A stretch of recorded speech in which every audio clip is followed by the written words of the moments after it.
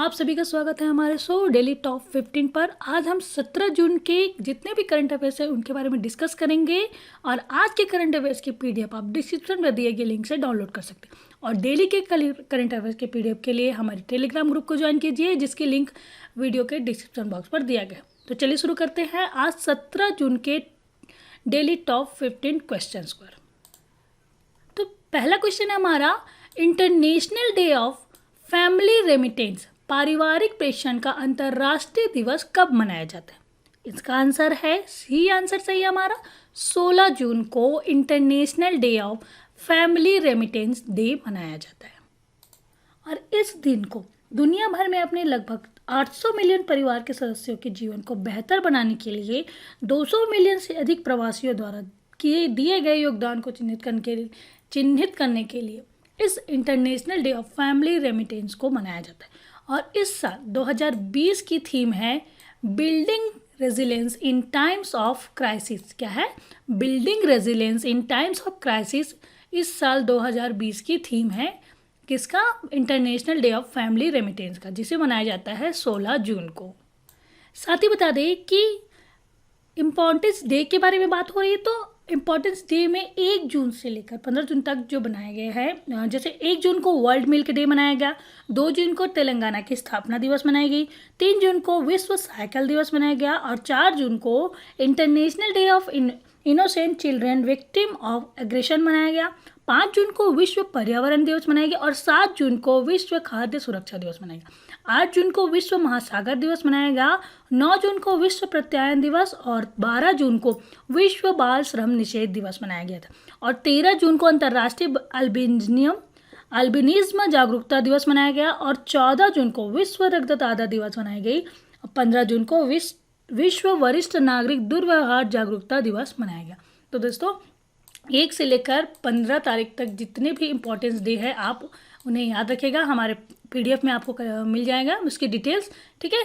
और international day of family remittance मनाया गया 16 जून को, ठीक है। अगला क्वेश्चन है हमारा, हाल ही में किस राज्य सरकार के द्वारा श्रमिकों के हितों के संरक्षण हेतु कामगार और श्रमिक सेवा योजना एवं रोजगार आयोग की स्थापना की मंजूरी दी गई? इसका आंसर है सी आंसर सही है। उत्तर प्रदेश राज्य सरकार के द्वारा श्रमिकों के हितों के संरक्षण हेतु कामगार और श्रमिक सेवा योजना एवं रोजगार आयोग की स्थापना की मंजूरी दी गई और इस आयोग के गठन कैबिनेट द्वारा मंजूरी दे दी गई है और इसके साथ ही एक कार्यकारी परिषद बनेगा और जिला स्तरीय समिति बनाने का भी फैसला लिया गया, जिसमें इस कार्यकारी बोर्ड का अध्यक्ष IIDC होंगे और जिला स्तर पर DM अध्यक्ष होंगे, ठीक है। और साथ ही 19 और सदस्य बनाए जाएंगे, प्रभारी मंत्री होंगे उन्हें जिले के DM सारी रिपोर्ट देंगे, ठीक है। ओके, कार्यकारी परिषद के जो अध्यक्ष होगा IIDC होगा, ठीक है। ये तो है उत्तर प्रदेश सरकार ने श्रमिकों के हितों के संरक्षण हेतु कामगार और श्रमिक सेवा योजना एवं रोजगार आयोग की स्थापना की। अब उत्तर प्रदेश के बारे में बता देते हैं। उत्तर प्रदेश में हाल ही में आयुष कवच कोविड ऐप लॉन्च किया गया, साथ ही प्रवासी राहत मित्र एक ऐप लॉन्च किया गया, जिसके तहत प्रवासी श्रमिकों को सरकारी योजनाओं के बारे में, उनके स्वास्थ्य के बारे में और जितने भी नौकरियां आजीविका प्रदान करने वाले उनके और के बारे में इस ऐप के तहत उन्हें जानकारी प्राप्त होगी, प्रवासी राहत मित्र के तहत, ठीक है। और स्टार्टअप फंड की भी शुरुआत की। इसमें क्या होगा, उत्तर प्रदेश सरकार ने उद्यमिता के लिए राज्य के युवाओं को प्रोत्साहित करने के लिए उत्तर प्रदेश सरकार ने स्टार्टअप फंड की शुरू किया, ठीक है। और साथ ही बता दें कि राज्य सरकार ने 800 किलोमीटर सड़कों को हर्बल सड़क के रूप में विकसित किया जाएगा, ठीक है। 800 किलोमीटर सड़क को हर्बल सड़क के रूप में विकसित किया जाएगा उत्तर प्रदेश सरकार के द्वारा। और गोरखपुर के टेराकोटा उत्पाद को GI टैग दिया गया है हाल ही में। और ये तो था उत्तर प्रदेश सरकार के बारे में। साथ ही बता दें उत्तर प्रदेश की स्थापना हुई थी 24 जनवरी 1950 में। यहाँ की राजधानी है लखनऊ, राज्यपाल है आनंदीबेन पटेल, मुख्यमंत्री है योगी आदित्यनाथ और चीफ जस्टिस है गोविंद माथुर। ओके, इतना याद रखिएगा आप। हाल ही में जो ऐप लॉन्च किया गया, ये भी एग्जाम में पूछे जाते हैं, आप ये सब याद रखिएगा, ठीक है। आगे बढ़ते हैं। हाल ही में आयुष मंत्रालय के द्वारा अंतर्राष्ट्रीय योग दिवस 2020 को किस अभियान के तहत मनाए जाने की घोषणा की गई? इसका आंसर है सी आंसर सही है हमारा, घर पर योग परिवार के साथ योग।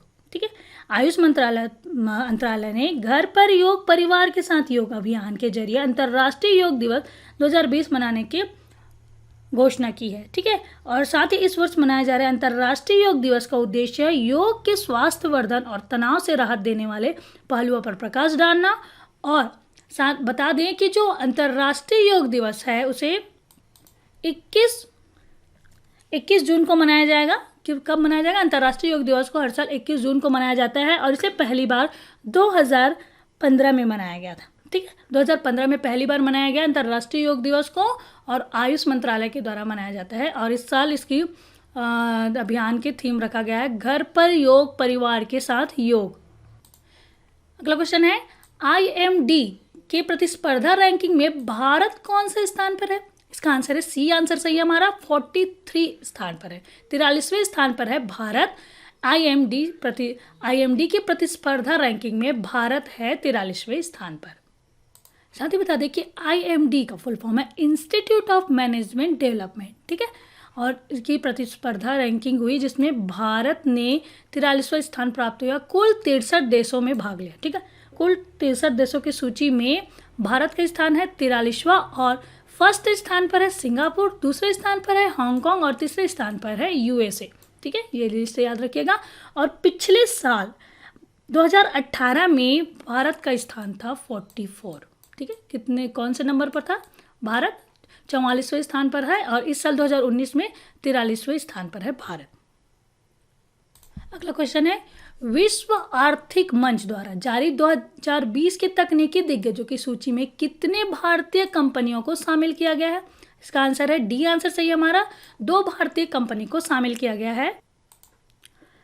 विश्व आर्थिक मंच द्वारा जारी 2020 के तकनीकी दिग्गजों की सूची में 2 भारतीय कंपनी हैं, स्टेमनी और स्टेलाइट्स। ठीक है, स्टेमनी के बारे में WH ने कहा कि कंपनी अपनी तकनीक का इस्तेमाल वित्तीय सेवा उद्योग की तस्वीर बदलने के लिए कर रही है, जिसके लिए लोगों के सस्ते कर्जे का पेशकश की जा सकती है। ठीक है, और ये वित्तीय सेवा प्रदान करेगी स्टेमनी।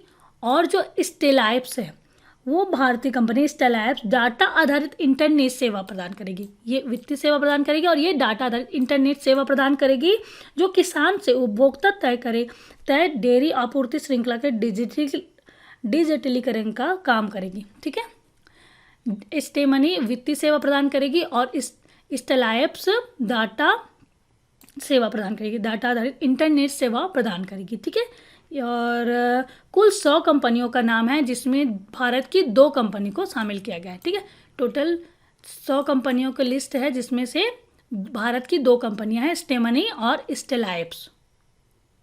साथ ही विश्व आर्थिक मंच वर्ल्ड इकोनॉमिक फोरम का स्थापना हुई थी 1971 में। मुख्यालय है कोलोग्नी स्विट्जरलैंड और CEO है क्लॉस M श्वाब। अगला क्वेश्चन है, हाल ही में चर्चा में रहे मैग्नेटिक महाराष्ट्र 2 का आयोजन किस उद्देश्य हेतु किया गया था? इसका आंसर है सी आंसर सही है हमारा, निवेश आकर्षित करने हेतु इस मैग्नेटिक महाराष्ट्र 2 का आयोजन किया गया था।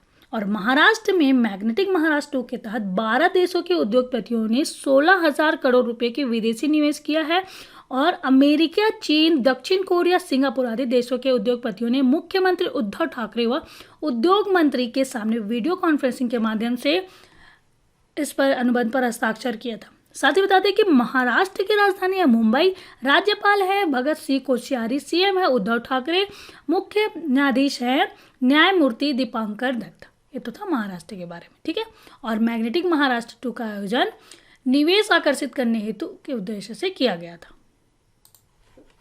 मनरेगा के तहत श्रमिकों को रोजगार देने वाला देश का शीर्ष राज्य कौन बन गया है? इसका आंसर है सी आंसर सही है हमारा, उत्तर प्रदेश राज्य मनरेगा के तहत श्रमिकों को रोजगार देने वाला देश का शीर्ष राज्य बन गया है। और साथ ही बता दें कि महात्मा गांधी राष्ट्रीय ग्रामीण रोजगार गारंटी योजना मनरेगा के तहत श्रमिकों को रोजगार प्रदान करने के लिए उत्तर प्रदेश देश का शीर्ष राज्य बन गया और उत्तर प्रदेश ने मनरेगा के तहत 57 लाख से अधिक श्रमिकों को रोजगार प्रदान किया है। और साथ ही मनरेगा के बारे में जान लेते हैं। मनरेगा की जो शुरुआत हुई थी 2006 में हुई थी और यह जो सेक्टर है ग्रामीण रोजगार के अंतर्गत आता है और ये मंच क्या ग्रामीण विकास मंत्रालय के अंतर्गत मनरेगा कार्य करती है। अगला क्वेश्चन है चुनाव आयोग ने बिहार विधान परिषद के रिक्त हो रही कितनी सीटों पर 6 जुलाई 2020 को चुनाव कराने की घोषणा की है? इसका आंसर है बी आंसर सही है। 9 सीटों पर 6 जुलाई 2020 को चुनाव कराने की घोषणा की है। किसने? चुनाव आयोग ने बिहार विधान परिषद की। ठीक है, बिहार विधान परिषद की जो रिक्त हुई सीट है 9 सीट है उन पर 6 जुलाई 2020 पर चुनाव होगा। और चुनाव आयोग के बारे में जान लेते हैं। चुनाव आयोग भारत निर्वाचन आयोग, जिसे चुनाव आयोग के नाम से भी जाना जाता है, यह एक स्वायत्त संवैधानिक निकाय है जो भारत में संघ और राज्य चुनाव प्रक्रियाओं का संचालन करती है। और चुनाव आयोग देश में लोकसभा, राज्यसभा, राज्य विधानसभा और राष्ट्रपति और उपराष्ट्रपति का चुनाव संचालन करती है। साथ ही बता दें इसकी स्थापना हुई थी चुनाव आयोग की 25 जनवरी 1950 में हुई थी। और निर्वाचन आयोग की संरचना के बारे में बता लेते हैं कि निर्वाचन आयोग में एक मुख्य चुनाव आयुक्त होता है और 2 चुनाव आयुक्त होते हैं। ठीक है, और हाल ही में वर्तमान में मुख्य चुनाव आयुक्त है सुनील अरोड़ा जी और जो चुनाव आयुक्त है अशोक लवासा और सुनील चंद्र चुनाव आयुक्त के पद पर कार्यरत है। अगला क्वेश्चन है चैंपियंस लीग फुटबॉल का फाइनल निम्न में से कहाँ खेला जाएगा? इसका आंसर है ए आंसर सही है। लिस्बन पुर्तगाल में खेला जाएगा चैंपियंस लीग फुटबॉल का फाइनल। चैंपियंस लीग फुटबॉल का फाइनल लिस्बन में 23 अगस्त के खेला जाएगा जबकि 12 दिन तक नॉकआउट मुकाबले खेले जाएंगे। पहले ये फाइनल पहले इस्तांबुल में हो रहा था लेकिन 30 मई को होना था, लेकिन कोरोना वायरस महामारी के कारण यह नहीं हो पाया। अब इस सेमीफाइनल 18 से 19 अगस्त को होंगे जबकि क्वार्टर फाइनल 12 से 15 अगस्त के बीच खेले जाएंगे और इसका फाइनल होगा लिस्बन पुर्तगाल में। अगला क्वेश्चन है हाल ही में किस राज्य सरकार ने एथलीट हिमा दास का नाम खेल रत्न के लिए खेल मंत्रालय को भेज दिया? इसका आंसर है सी आंसर सही है। असम राज्य सरकार ने एथलीट हिमा दास का नाम खेल रत्न के लिए खेल मंत्रालय को भेज दिया है। अगला क्वेश्चन है संयुक्त राष्ट्र के अनुसार 2019 में दुनिया के शीर्ष FDI प्राप्तकर्ताओं में भारत किस स्थान पर है? इसका आंसर है 9वें स्थान पर है भारत।